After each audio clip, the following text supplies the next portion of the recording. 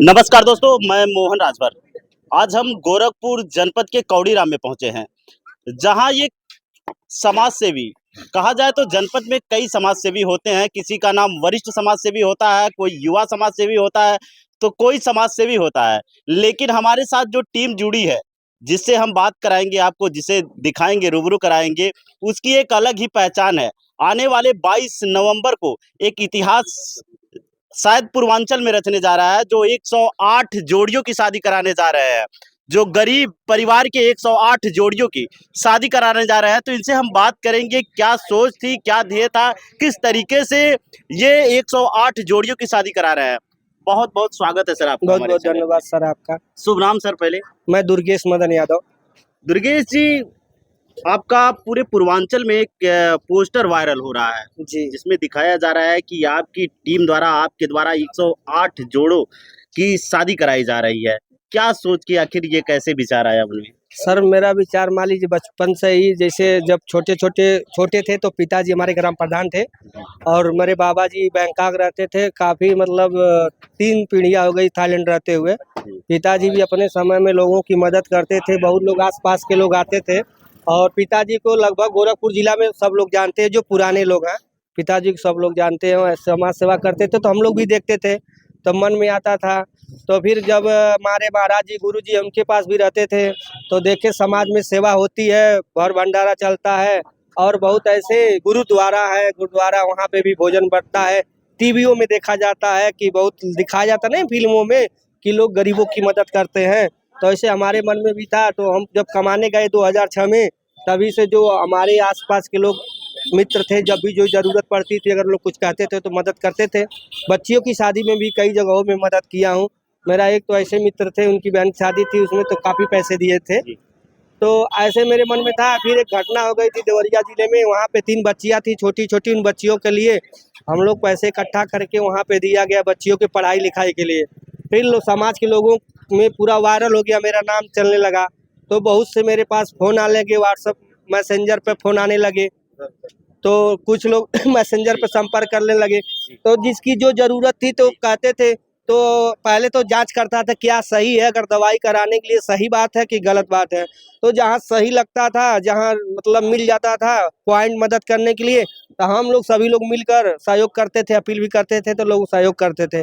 Thailand में भी बहुत एक्सीडेंट होते हैं, जहाँ पे लोग दवाई के लिए मतलब मर जाते हैं लोग, दवा नहीं हो पाती है क्योंकि एक्सीडेंट होने के बाद वहाँ कोई रहता नहीं, पैसे नहीं। लेकिन हम पूरा वहाँ पे मतलब सब लोग जान गए हैं, दुर्गेश मदन भाई हैं, अगर इनसे अपील कराया जाएगा, सब लोग मिल के सहयोग करेंगे तो दवाइयाँ ऐसे चलती है। तो जब घटना देवरिया में हुई थी तो राष्ट्रीय अध्यक्ष जी के से मिले थे, तो राष्ट्रीय अध्यक्ष जी बधाई-वधाई दी और कहे आप आगे भी समाज की सेवा करेंगे। मुझे आशा है कि आप ऐसे भी गरीबों की मदद करेंगे, राष्ट्रीय अध्यक्ष श्री अखिलेश यादव जी। तो फिर दिसंबर लास्ट में करीब मैं बैंकॉक गया था, 6 दिन हुआ था। मेरे दोस्त का एक थे, उनका एक्सीडेंट हो गया था, उनको इंडिया लेके आए। फिर मैं देखा एक वीडियो में नेताजी श्रद्धेय मुलायम सिंह यादव जी संबोधित कर रहे हैं समाज को मंच से कि आप लोग गरीबों की मदद करिए और अपने आसपास की अगर कोई गरीब कन्या है जिसकी शादी नहीं हो पा रही है, आप सभी लोग मिलकर ऐसा मदद करिए कि उसकी शादी हो जाए। ऐसे लोगों ने मतलब नेताजी के मैंने वीडियो देखा, तो हमारे मन में भी आया कि शादी कराई जाए। और मेरे मन में मतलब था, और हम देखते भी हैं कन्यादान महादान में कहा जाता है कन्याओं की शादी करानी चाहिए। और जब नेताजी के वीडियो देखे तो काफ़ी और मतलब हमारे जो है कि मन में आया। तो उसके बाद मैं जनवरी में करीब मैं सोशल मीडिया के माध्यम से अपील किया लोगों से कि आप लोग अपने गांव के आसपास देखिए, कोई गरीब कन्या है तो उसकी शादी आप लोग तय करवाइए और हमसे संपर्क करवाइए, और एक हम डेट निश्चित करेंगे, उस डेट पर सामूहिक विवाह कराया जाएगा। तो जिसमें 108 कन्याओं के सामूहिक विवाह का आयोजन किया हूँ। श्रद्धेय नेताजी मुलायम सिंह यादव जी के जन्म दिवस पर है, 22 नवंबर को है। दुर्गेश जी, सबसे बड़ी बात यह है कि लोग, जो गरीब परिवार होता है, एक शादी, 2 शादी कराने में टूट जाता है। आप 108 जोड़ों की शादी करा रहे हैं, ये एक बहुत बड़ी बात है। उत्तर प्रदेश में एक शायद इतिहास, हमारे हिसाब से इतिहास होगा, जो शादी के जोड़ों या तो गवर्नमेंट द्वारा कराया जाता है, या तो आप पहली बार ये 108 जोड़ों का करा रहे हैं। तो ये मैनेजमेंट करने में आपको कितनी समस्या बिल्कुल हो रही है? भैया, शुरू में तो जब शादियाँ रखे तो बहुत विश्वास था समाज के लोगों पर, क्योंकि मैं देखता हूँ पोस्टरों में और फेसबुक के माध्यम देखता हूँ बहुत समाज सेवी लोग हैं, बहुत सारे लोग संस्थाएं अपनी खोल रखे हैं और बहुत अच्छे अच्छे लोग पोस्ट करते थे और जुड़े भी बहुत ऐसे लोग थे। तो हमें लगा कि 10-20 शादियां तो हम लोग साधारण आम मतलब करा सकते हैं, जो भी कमाते हैं उस कमाई से अपना कर सकते हैं। लेकिन हम सोचे कि पवित्र संख्या रखी जाए जिसमें सबको मौका मिले, सभी लोग मिलकर सहयोग करें, क्योंकि हमसे बहुत लोग जुड़े हैं, मान लीजिए बहुत लोग जुड़े हैं, उन लोगों को भी मौका दे दिए हम। तो उस लोगों को मौका दिए तो बहुत ऐसे करीबी थे जो दगे कारतूस की तरह निकल गए, भाग गए लोग। फिर उसके बाद कुछ लोग को मैं जानता नहीं हूँ, सोशल मीडिया के माध्यम से लोग जुड़ जुड़ कर सहयोग करते हैं और हम लोग बहुत करीब हैं और शादी भी बहुत नज़दीक है। भगवान की कृपा और ठाकुर जी की कृपा है कि यह कार्यक्रम जरूर संपन्न होगा। बस जो लोग अराजक तत्व हैं, जो राजनीतिक द्वेष से जो हम लोग को परेशान कर रहे हैं लगातार, अगर वो लोग बाधा नहीं डालेंगे तो शादी बहुत धूमधाम से दुर्गेश जी, वो तो एक अलग बात है, जब आदमी विकास करता है तो कहीं ना कहीं उसका विरोध होता है।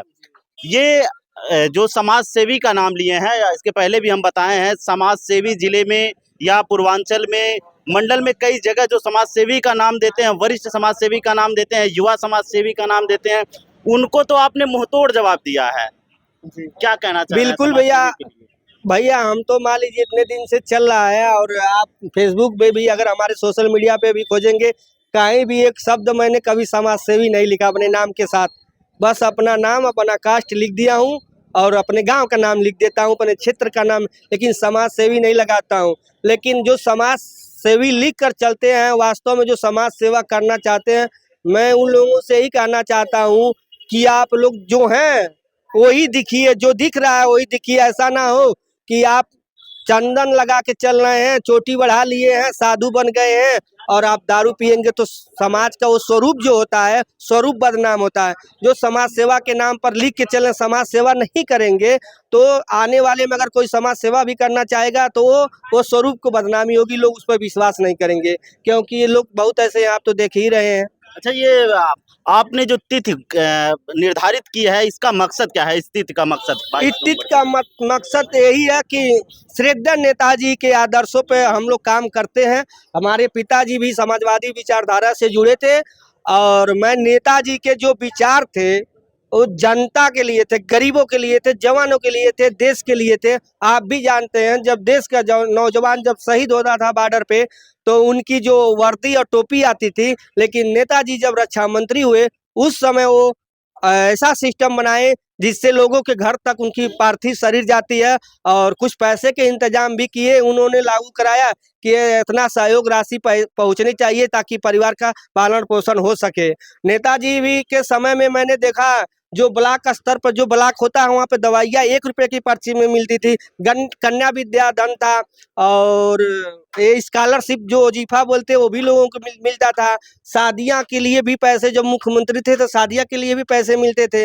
नेताजी के समय में मैंने देखा है कि जो सिंचाई होती है किसानों के लिए मुफ्त में पानी मिलता था, पानी का पैसा नहीं लगता यानी था। कहने का मतलब है कि जो स्वर्गीय मुलायम सिंह यादव जी हैं, उनके पद चिन्हों पर आप चलना चाह रहे हैं। बिल्कुल, मेरे वो जी। आदर्श है, मैं उनके आदर्शों पे चल के ही समाज में समाज की सेवा कर रहा हूँ और बस भगवान की कृपा रहे, समाज के लोग साथ जुड़े हैं, इसी तरह साथ दें, हम लोग मदद करेंगे।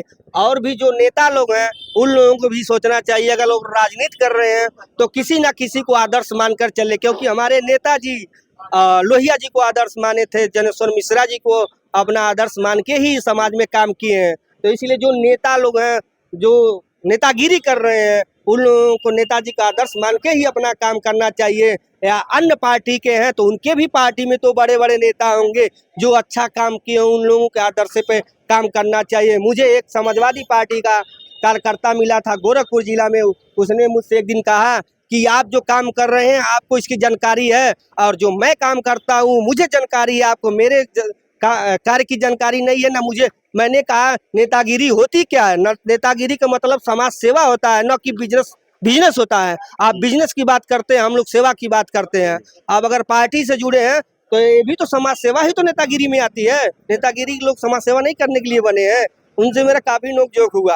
आप लोग सब लोग थे।